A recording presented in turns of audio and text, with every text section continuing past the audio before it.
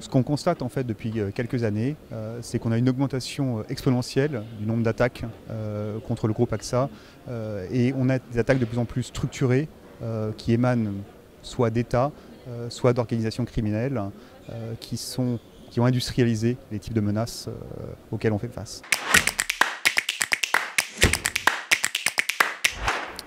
L'IT a énormément évolué en fait dans les dernières années. On a une conjonction de facteurs qui ont permis cette évolution. L'apparition de technologies comme le cloud, le big data, l'IoT, le mobile ont fait en fait apparaître des nouveaux modèles IT qui obligent l'informatique finalement à se réinventer ses modes de développement, réinventer son rapport avec l'infrastructure et réinventer d'une façon générale son rapport avec le métier.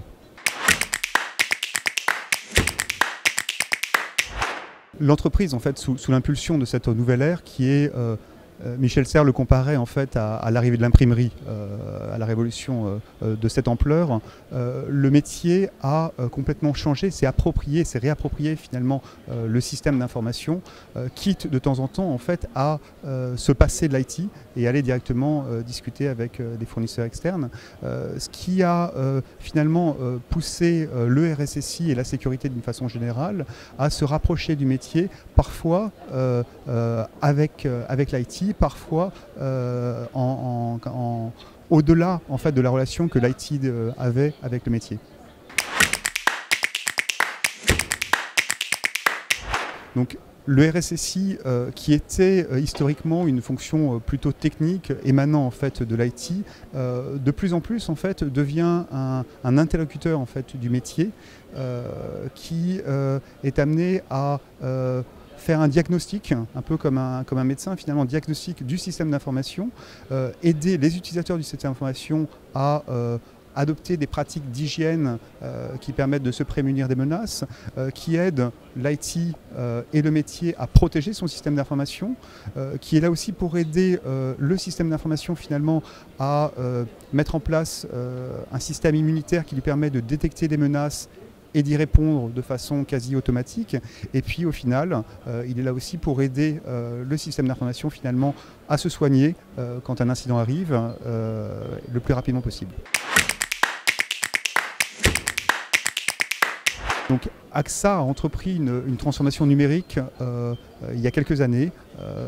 Il a investi massivement en fait, sur ce sujet. Et bien sûr, la sécurité accompagne cette transformation numérique au sein du groupe. Donc on a mis en place un programme massif depuis 3 ans au sein du groupe AXA qui vise à revoir complètement en fait, la façon dont on positionnait et dont on faisait de la sécurité au sein du groupe sur les 4 dimensions dont j'ai déjà parlé. Donc, la première dimension, on a commencé à lancer un certain nombre de mesures pour sensibiliser nos collaborateurs qui sont au cœur finalement de la protection du groupe autour de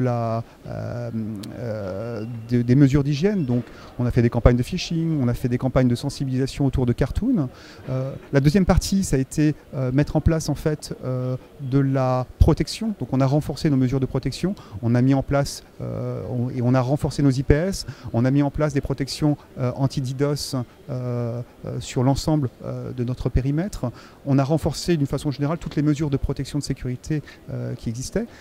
Après, on s'est dit qu'il fallait aussi être capable de détecter un incident et de réagir à l'incident. Donc là, on a regardé un petit peu ce qu'on faisait au niveau du SIEM et on a centralisé notre SIEM. On a mis en place en fait un SIEM pour l'ensemble du groupe avec une cellule SOC en interne en 24/7 qui nous permet en fait de réagir et de détecter et de réagir 24/7 à la menace.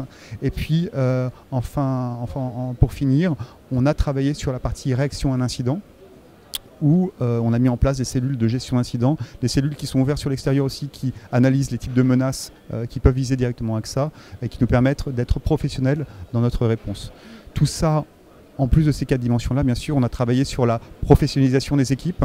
On a fait passer des certifications à beaucoup de nos collaborateurs pour professionnaliser le métier et structurer vraiment la réponse qu'on pouvait être capable de faire à ce type de menaces.